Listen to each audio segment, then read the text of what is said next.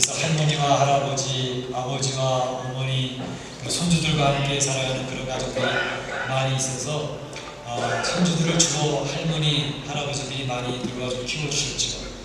할머니, 할아버지들이 손주들을 키울 때에는 종종 아이들을 모아놓고 옛날 얘기를 많이 들려주셨습니다. 그 옛날 얘기들이 얼마나 재밌었는지 모릅니다. 지금도 제가 기억하고 있는 옛날 얘기 중에 여러분들 혹시 기억하실지 모르지만 도깨비 방맹이 옛날 얘기는 너무나도 신났습니다. 도깨비 방맹이를 들고 금 나와라 뚝딱 하면 금이 나오는 거예요. 먹고 싶은 거 뚝딱 두들기니 먹고 싶은 것들이 막 나온다는 거죠. 그 이야기를 들으면서 상상의 날개를 마음껏 펼쳐 갖는 그러한 시간들이 있었습니다. 뿐만 아니라 이것은 아마 서양에도 좀 비슷했던 것 같아요. 서양에도 아이들 동화 같은 거 보게 되면 요술램프에서 주인이 명령하는 대로 막 쏟아지지 않습니까? 하늘을 날고 싶다. 그럼 하늘을 나는 카페트가 쫙 깔리면서 그 카페트 위에서 달아오르면서 세계 방방곡곡을 막 여행하는 그런 이야기들이 있습니다. 먹을 것도 나오고 또 입을 것도 나오고. 그래서 이런 것들을 보면 아마도 당시에는 그렇게 갖고 싶은 것들을 마음대로 가질 수 없는 그런 시대를 살았기 때문에 이런 이야기를 통해서 자기가 소망하는 것들을 대리만족하지 않았나. 그래서 어린아이들은 이런 상상의 날개를 펴면서 자기 꿈을 키워가지 않았나 그런 생각을 해보게 됩니다. 그런데 오늘 하나님께서는 이러한 도깨비 방맹이 요술 램프가 아니라 실제로 성도들이 원하는 게 있냐? 그런 거 원하는 것을 들어주시는 하나님이시다. 꾸짖지 아니하시고 후히 주시는 하나님이시다 라는 것을 오늘 말씀을 선포하고 있는 것이죠. 제가 지난 시간부터 이제 야고보서를 살펴보기 시작했습니다. 야고보는 이 야고보서를 기록했던 야고보는 예수님의 12 제자 중에 하나인 야고보가 아니라 예수님의 바로 밑동생이었던 야고보가 기록한 책이다 라는 설명을 드렸습니다. 그 야고보는 예수님이 활동하신 시대에는 그렇게 예수님의 호의적이지 않았다는 사실을 말씀드렸죠. 아니 오히려 예수님이 하신 행동들을 보면서 빈정대기까지 했다고 말씀드리지 않았습니까? 그런데 예수님이 십자가에 돌아가시고 다시 부활하시고 난 뒤에는 이 예수님의 동생들이 믿음을 갖게 되어졌지요. 그래서 오늘 본서를 기록했던 야고보는 사도행전에 보게 되면 예루살렘에서 첫 번째 예루살렘 총회를 하게 될 때에 할례 문제를 가지고 혼돈되어져 있는 것을 정리하기 위해서 예루살렘 총회를 열지 않았습니까? 그때 총회장 역할을 했던 사람이 바로 예수님의 바로 밑동생이었던 야고보가 총회장이 되어져서 이 할례 문제, 사도 바울이 이야기하는 대로 할례를 받지 않아도 하나님의 자녀가 되는 데는 전혀 문제가 없다라는 것을 정리하게 되어졌던 것을 볼 수가 있죠. 오늘 그 야고보가 성도들에게 권면하고 있는 말씀은 성도들아 우리 하나님은 후히 주시고 꾸짖지 아니하신 하나님이시니만큼 그 하나님 앞에 기도함으로 너희들이 이 생을 살아가면서 필요한 것들을 다 얻어가면서 멋지게 이 생을 살아봐라 이렇게 권면하고 계시는 것이죠. 그래서 오늘 말씀의 제목을 후히 주시는 하나님께 구하라 라는 말씀의 제목을 정해놓고 몇 가지 살펴보고자 합니다. 먼저 살펴볼 것은 하나님 앞에 구하는 사람들은 어떤 사람들이 하나님 앞에 구하게 되는가 라는 것을 먼저 생각해 보겠고요. 또 간구하는 것은 도대체 어떻게 간구를 해야 또 하나님 기뻐하시는 간구가 될 것인가 하는 것이고 또 우리의 간구를 들으시는 하나님은 어떤 분이신가 하는 것 이 세 가지를 한번 생각해 보면서 하나님을 살펴보고자 하는 것입니다. 먼저 어떤 사람들이 하나님 앞에 간구하고 기도를 하게 되는가 하는 것입니다. 오늘 야고보는 이렇게 얘기를 합니다. 부족한 사람이 있느냐? 부족함을 느끼며 살고 있느냐? 그렇다면 하나님 앞에 구해라 이렇게 이야기를 하고 계시는 거죠. 부족함을 느낀다고 하는 것은 무엇을 의미합니까? 어떤 소망을 가지고 살아가기를 원하는데 그 소망을 내 힘으로는 도대체 이룰 수가 없구나 라는 것을 자기가 스스로 인식을 하게 되면 자기는 부족한 존재구나 라는 것을 깨닫는다는 것이죠. 어떤 문제를 만났는데 그 문제를 내가 도무지 해결할 수가 없다. 나는 힘이 없는 존재구나 라는 것을 느끼면서 자신의 한계를 인정하게 될 때에 사람들은 나는 부족하다 라는 그런 느낌을 갖게 된다는 것입니다. 부족함을 느끼지 않고 살아가는 사람들이 있습니다. 그런 사람들은 어떤 사람일까요? 나는 무엇이든지 다 해낼 수 있어. 아직까지 나는 부족함을 느껴본 적이 없어. 그런 확신에 차 있는 사람들입니다. 이런 사람들은 어느 누구의 도움도 필요로 하지 않습니다. 내가 무엇이든지 다 할 수 있다라고 하는 생각을 하기 때문에 절대로 간구할 필요도 없고 기도할 필요성도 느끼지 않는 것이죠. 우리 누가복음 15장 11절에 보게 되면 탕자의 비유가 나옵니다. 여러분 잘 아시는 내용이죠. 이 탕자는 둘째 아들이었습니다. 둘째 아들이었던 이 아들은 이제 아버지 앞에 가서 요청을 합니다. 아버지, 이 세상을 보니까 제가 계획한 대로 살아가 보면 이 세상에서 멋진 성공적인 인생을 살아갈 것 같은데 아버지께서 제게 주시고자 했던 유산의 내용이 있지 않습니까? 그 상속해 주실 유산을 저한테 미리 주십시오. 그러면 제가 그 돈을 가지고 가서 이 세상을 멋지게 한번 살아보렵니다 라고 이야기를 하는 거죠. 아버지는 저게 제대로 할까? 그렇지만 한번 해보겠다고 하니까 그럼 줘보지. 그래서 그에게 유산 상속을 미리 껴주지 않습니까? 그래서 그는 자신만만하게 세상에 나갑니다. 세상에 나가서 열심히 한번 해보고자 하는데 아버지 품을 떠나서 세상을 바라보고 살아 부딪혀 보니 어떻습니까? 자기가 생각할 때는 세상 만만하게 보였습니다. 자기가 생각한 대로 다 될 줄 알았습니다. 근데 부딪혀 보니 전혀 그렇지 않았습니다. 부딪힐 적마다 이거 안 되는구나. 내 생각한 대로 그렇게 되는 게 아니구나. 세상 사람이 만만치가 않구나. 드디어 깨닫기를 시작하는 거죠. 그러다 결국은 이렇게 해보고 저렇게 해보고 자기가 모든 애를 써봐도 모든 자기가 가지고 있던 모든 것들을 다 탕진하고 이제는 가난뱅이가 됐습니다. 먹을 것도 없습니다. 돼지가 먹는 주역 열매를 먹어야 배를 채울 수 있는 상황이 됐습니다. 그때에 가서야 비로소 나는 힘이 부족하다. 나는 내 스스로 할 수 있는 게 없구나 라는 것을 느끼면서 부족함을 느끼니 그가 이제 아버지를 생각하게 되었습니다. 아버지를 생각하며 아버지 앞에 가면 아버지 집에는 먹을 것도 받고 아버지의 사랑도 받고 참 재밌게 살 수 있었는데 내가 왜 이럴까? 그래서 아버지 앞에 나가서 고백하기로 작정하지 않습니까? 아버지 앞에 가서 이야기합니다. 이제는 아버지의 아들이 아니라 종으로라도 괜찮으니 늘 받아주세요. 그래서 아버지 앞에 드디어 간구하는 존재가 되어졌던 것을 볼 수가 있습니다. 우리 사람이라고 하는 존재는 만들어지는 창조시부터 하나님과 연관되어져서 만들어진 존재입니다. 그래서 man이라고 하는 것은 바로 이미지 오브 갓, 하나님의 형상으로 지어진 존재이기 때문에 하나님과 연관이 되어질 때 사람이라고 하는 데피니션, 정의가 주어질 수가 있습니다. 하나님과 관계가 끊어져 있는 존재는 더 이상 사람의 가치와 존재의 의미가 사라져버리게 되는 것입니다.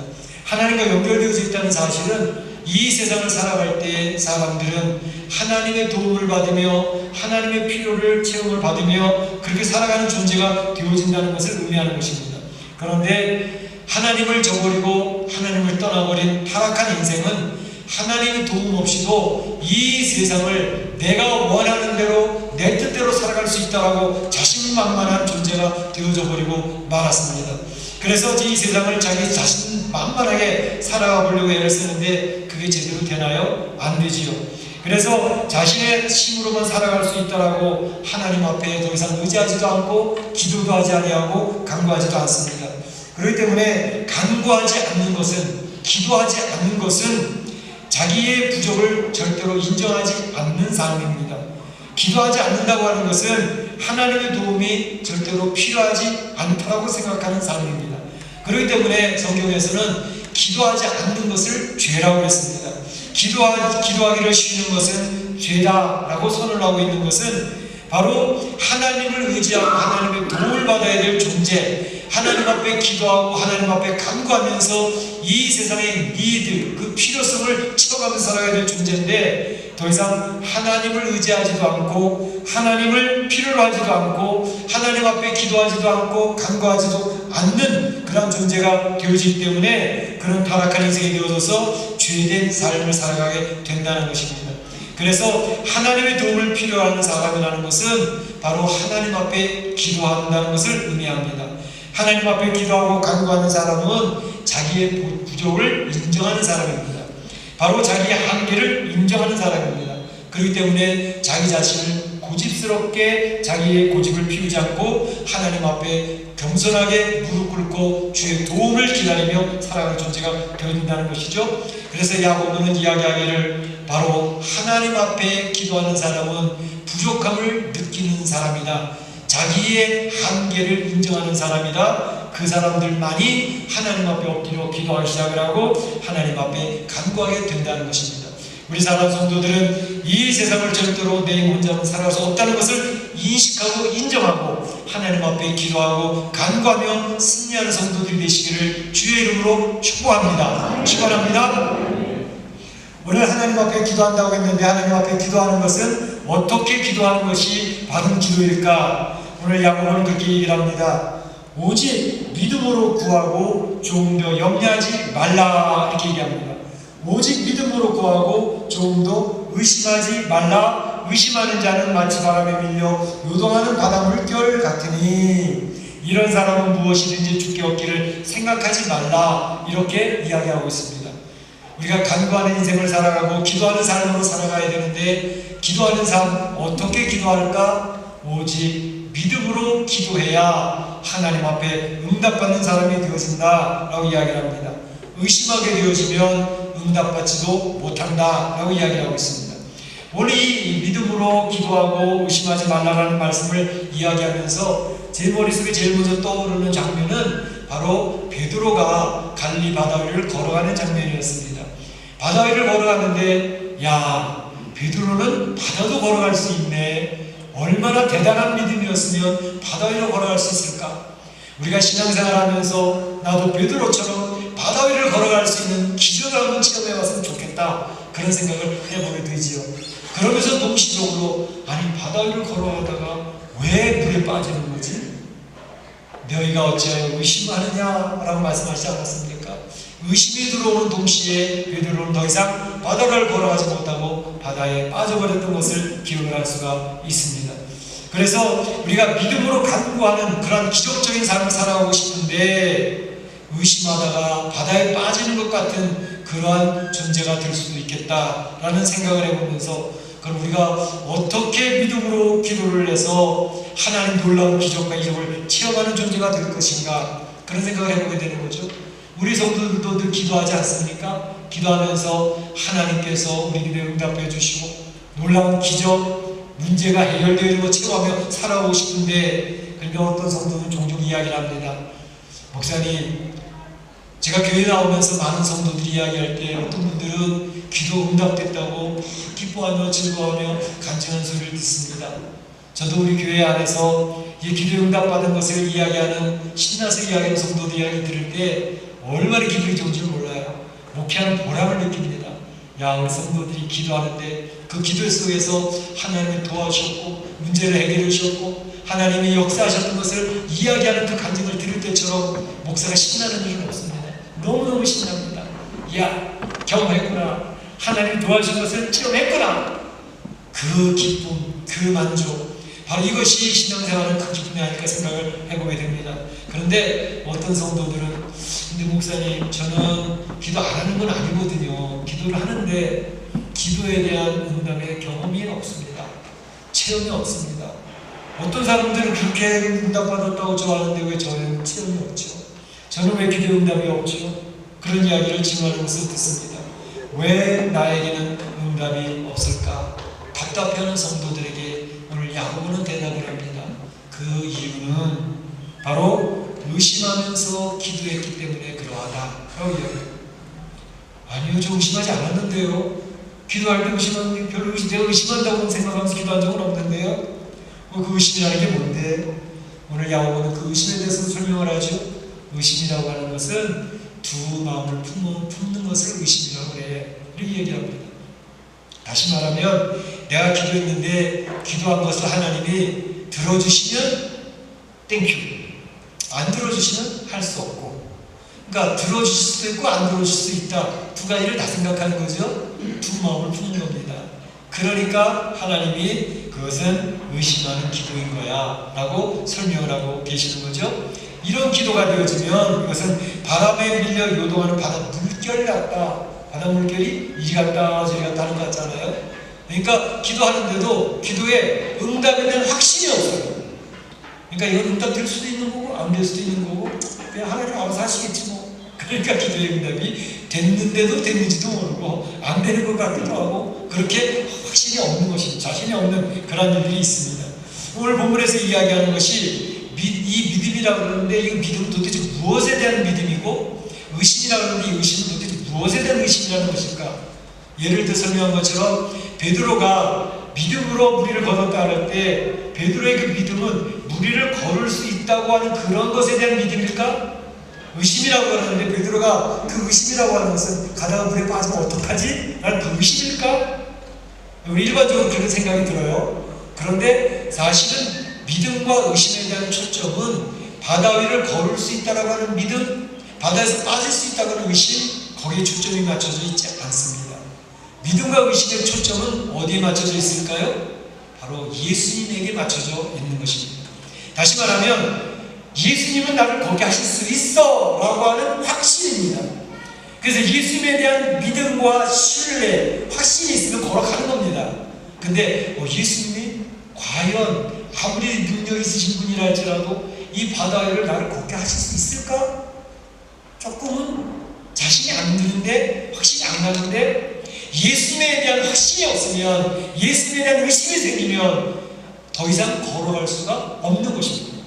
그러니까 믿음에 대한 것과 의심에 대한 초점은 바로 예수님에 있다는 것입니다. 다시 말로 얘기하면 하나님이, 우리가 기도할 때 하나님을 향해서 기도하는데 내 기도를 들으시는 하나님이 내 기도를 응답하실 수 있는 분이다, 없는 분이다 라는 것에 대한 믿음과 의심이 어떠하냐를 묻고 있는 것입니다. 과연 전지전능한 하나님께서 내가 기도하는 기도에 대해서 응답하실 것인지 응답을 안 하실 수도 있겠다라는 생각으로 두 가지 마음을 품고 기도할 때 내가 그 기도에 대한 응답을 경험할 수가 없는 것입니다. 그러니까 어떤 분들은 그렇게 얘기해요. 제가 그런 기도를 할 때요, 제가 사실은 하나님 한 달, 두 달 이내에 제가 이런 문제가 있는데 이 문제를 어떤 사람들의 마음을 좀 변화시켜 주셔서 좀 응답해 주세요 라고 기도하고 있거든요. 근데 하나님, 제가 얘기했던 것처럼 하나님께 기도하는 것처럼 두 달 내에 그 사람 마음이 싹 바뀌어져 가지고 이제 같이 갈 수 있는 그런 응답을 주시면 좋겠습니다. 기도가 굉장히 구체적이지 않습니까? 기도는 될수록 구체적으로 기도하는 게 중요합니다. 그냥 또 그 두루 말아가지고 사랑하게 해주세요, 미워하지 않게 해주세요, 그렇게 기도하는 그 기도는 구체적이지 않기 때문에 구체적인 응답이 오기가 힘들어요. 그런데 기도일수록, 우리가 응답받는 기도일수록 구체적인 기도가 좋습니다. 그런데 여기서 기도할 때 날짜를 내가 정했잖아요. 두 달 이내 그 사람의 마음을 바꿔주셔서, 그래서 그 문제에 대해서 오해가 풀려지게 해주세요. 그런 기도, 구체적인 기도니까 좋아요. 그런데 그 응답에 대해서 하나님께서 응답하시는 방법이 내가 정한 그 시점, 내가 제시한 그 방법대로 응답하시는 것인가? 그 부분에 대해서 생각할 필요가 있습니다. 우리는 종종 기도를 구체적으로 그렇게 기도를 하지만 하나님 응답하시는 것은 내가 제시한 방법대로 내가 정한 그 기간 내에 하시는 방법일 수도 있습니다. 그런데 그렇지 않을 수도 있습니다. 왜냐하면 우리가 하나님 앞에 기도할 때의 기도의 확신, 응답에 대한 확신은 하나님이 두 달 안에 하실 수도 있고 두 달 이후에도 하실 수가 있는데 어느 때에 하시든지 하나님이 응답해 주시는 때는 나에게 가장 좋은 때라고 하는 확신을 갖는 게 중요합니다. 그 사람의 마음을 변동시켜 바꿔주시는데, 사람의 마음을 바꿔주시는 것이 사람이 설득하고 선물 공세하고 돈을 갖다 줘도 전혀 변하지 않던 사람이 하나님의 성령으로 역사하시면 한순간에 바뀔 수 있거든요. 이게 하나님의 역사인데 그 사람 마음을 바꿔주는 시점이 하나님이 한 달 이내일 수도 있고 아니면 6개월 이후일 수도 있습니다. 그러나 분명한 사실은 하나님이 역사하신 그때가 가장 좋은 때라는 사실을 내 마음에 확신하는 게 중요하고요. 또 내가 제시했던 방법이 내가 응답받는 방법이라고 생각할 수 있지만 하나님이 응답하시는 방법은 하나님의 방식대로 응답을 하시는 데가 많습니다. 그 부분을 내가 내려놓고 하나님 응답을 기다리셔야 됩니다. 그러면 하나님께서 가장 정확한 때에 가장 좋은 방식으로 내 응답해 주심으로 말미암아 나에게 가장 맞는 그런 응답을 주신다는 사실을 지나고 나서 보면 알게 됩니다. 할렐루야, 할렐루야. 우리가 종종 응답받지 못한다고 하는 것은 내가 제시한 때에 응답이 안 왔어, 내가 하나님께 제시했던 방법대로 응답이 안 왔어, 그래서 나는 응답 못 받았어, 이럴 때가 많습니다. 그렇지 않습니다. 하나님은 반드시 응답을 하는데 하나님이 정하신 때에 하나님 방법대로 하시고, 물론 내가 제시한 방법대로 하실 때도 있기는 있어요. 그러나 그러한 것에 대해서 하나님을 바라보면서 우리는 하나님은 분명히 응답하신다, 나에게 가장 좋은 때, 나에게 가장 좋은 방법으로 나의 유익하도록 역사하시는 것이지 내가 제시한 방법이 선하지 않을 수도 있거든. 그렇기 때문에 하나님의 방식대로 한다는 사실을 확신하는 게 굉장히 중요합니다. 이런 확신이 있으면 우리의 기도가 뜨뜻미지근하게 기도가 되지 아니하고 간절한 기도가 됩니다. 하나님 응답하신다는 것을 확신하고 있는데 그 하나님 앞에 기도하는 사람이 되는 좋고 안 되면 할 수 없고, 이렇게 기도하는 사람은 기도를 뜨겁게 기도할 수가 없습니다. 간절하게 기도할 수가 없습니다. 될지 안 될지 모르잖아. 그러니까 그냥 한번 던져보는 거지 뭐. 그렇게 기도하는데 무슨 간절함이 있겠습니까? 무슨 뜨거움이 있겠습니까? 그런데 하나님 응답하시는 것을 확신하고 기도하면 얼마나 뜨거워지는지, 얼마나 간절해지는지. 우리 예수님이 기도를 하실 때 그렇게 기도하시지 않습니까? 땀을 흘려하며 기도하는데 그 땀방울이 핏방울처럼 보였다고. 기도하실 필요가 전혀 없었던 예수님조차도 이렇게 기도를 하셨다면 우리는 말할 것도 없습니다. 오늘 찬송처럼 예수님이 밤이 새도록 하나님과 기도하며 하나님 앞에 소통하며 주의 음성을 들으며 이 세상을 이겨나가고 있는 모습을 우리에게 제시하고 있지 않습니까? 우리 성도는 기도하는 사람이라는 것을 이야기합니다. 하나님 앞에 간구하는 사람이라는 것을 의미합니다. 기도하는 사람이, 간구하는 사람이 성도입니다. 그 사람이 하나님의 도움을 받을 수가 있습니다. 하나님의 역사를 체험할 수가 있습니다. 그렇게 되시길 축원합니다. 마지막 한 가지는 하나님은 어떠한 분을 소개되고 있는가. 오늘 야고보는 하나님을 소개하는데 이렇게 소개를 합니다. 후히 주시고 꾸짖지 아니하시는 하나님, 이렇게 소개합니다. 우리의 기도를 들으시는 하나님은 꾸짖지 아니하시고 후히 주시는 하나님이시다, 이렇게 기도합니다. 우리 종종 기도할 때 성도들이 지레짐작 기도 못하는 이유들이 있습니다. 그 이유는 뭐냐면, 하나님 우리 교회에서 힘을 다하고 충성을 다하는 그분의 기도를 응답하시겠지요. 부엌에서도 열심히 하시고 모든 일할 때도 열심히 하는 그런 충성스러운, 제가 봐도 그분은 충성스러워서 하나님의 기도를 응답을 바로 하실 것 같아요. 근데 저는 안 그렇거든요. 저는요, 하나님 아무리 말씀하셔도 별로 순종한 것이 제 삶의 모습 별로 발견되는 게 없고요. 제가 저를 보더라도 저는 굉장히 나태하고 게으른 것 같아요. 신앙생활에도 별로 잘하는 것 같지 않아요. 제가 기도하는데 하나님 들어주실까? 하나님 앞에 들어달라고 기도하는 그 자체가 저는 뻔뻔스러워가지고 기도 못하겠습니다. 그런 기도들이 많아요. 근데 많은 성도들이 하나님 앞에 그런 마음을 가졌어요. 죄책감이 그들의 마음을 사로잡고 있기 때문에 하나님 앞에 나가는데 늘 죄스러워요. 늘 송구스러워요. 그 하나님 앞에 해결해달라고 막 부르짖는 것이 스스로가 뻔뻔스럽게 느껴질 때가 있어요. 그럼에도 불구하고 우리 하나님은 선언하십니다. 꾸짖지 아니하시는 하나님. 우리가 하나님 말씀 잘 들어서 응답하신다고 이야기하시지 않습니다. 하나님이 응답하시는 이유는 하나님이 언약을 선포하셨기 때문에 응답하시는 것입니다. 하나님 우리를 구원하시는 이유는 말 잘 들어서 능력이 있어서 우리를 구원하신다고 했습니까? 아니요. 진노 아래 있을 때에, 우리가 모두 죄인 되었을 때에 하나님은 그 죄인들 중에서 하나님을 예배할 자로 찬양할 자로 구별해내시고 그들을 끝까지 하나님으로 인도하시는 하나님이십니다. 이게 하나님이 선포하신 언약입니다. 테스타멘트. 그러니까 하나님이 하나님의 말씀에 근거해서 우리를 축복하시고 이끌어하시는 분이기 때문에 기도 역시 그렇습니다. 우리는 여전히 뻔뻔스럽고 하나님 불충성하고 나태하고 게으른데도 불구하고 하나님 앞에 가서 엎드리고 눈물을 흘리고 있으면 하나님이 알았어, 네가 연약한 존재인 줄 나는 이미 알고 있기 때문에 너의 기도를 귀를 기울여 듣고 있고 너의 기도를 들어줄 거야 라고 하면서 우리 앞에 주시는 것입니다. 지레짐작으로 의수침하지 마시고 하나님 앞에 열심히 부르짖어 기도하시면 그 기도를 들어주신다는 것입니다. 주시는 것도 찔끔찔끔 주시는 게 아니라 후히 주신다 했어요. 내가 하나님 앞에 이야기했던 것보다 더 큰 것으로 더 넘치도록 주시는 하나님의 응답이십니다. 이게 사랑의 하나님이십니다.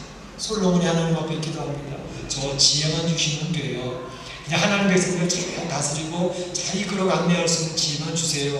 그렇게 기도했더니 하나님이 지혜만 구해? 너 오래 살게 하다가 장수의 복은 안 구하네? 그러나 내가 너에게 장수의 복도 주겠어. 그리고 너에게 물질의 풍성함도 주겠어. 구하지 아니한 것까지도 더불어서 풍성하게 주시는 하나님의 것을 선언하고 계시는 것입니다. 여러분이 의지하고 믿는 하나님은 이처럼 좋으신 하나님이십니다. 여러분을 사랑하시는 하나님이십니다. 그 하나님이 이 멕시코 삶 속에서도 여러분을 도우실 것입니다. 여러분을 응답하실 것입니다. 우리 생명의 삶 책에 있는 것도 조그만 아티클을 제가 본 적이 있는데요. 김현숙이라고 하는 성도님이었습니다. 이분이 이제 결혼을 해서 아기를 낳았는데 첫돌 되어서 기쁘고 즐거운 날인데 닥터가 이야기하기를 이 아이에게는 질병이 있습니다. SMA라고 하는 근위축증의 질병이 있습니다. 불치병이라서 근육이 자꾸 사라져버리다가 5년, 맥시멈 살아야 5년까지 살고 그들이 죽을 것입니다. 엄마는 청천벽력입니다. 엄마가 아기를 낳고 그 아이를 얼마나 주중지 했겠습니까? 그런데 5년밖에 못 살고 죽는다고요. 그 엄마는 그날로부터 하나님 앞에 나와서 엎드려 눈물을 흘리며 기도합니다. 하나님, 얘가 5년밖에 못 산답니다. 하나님, 얘를 불쌍히 여겨주시고 하나님 도와주세요. 생명의 주인 되신 하나님께서 살려주세요. 5년이 계속 기도합니다. 엄마의 눈물 흘린 그 기도가 5년이 지났는데 안 죽는 거예요. 그래서 몇 년을 17살 됐을 때까지도 안 죽었어요.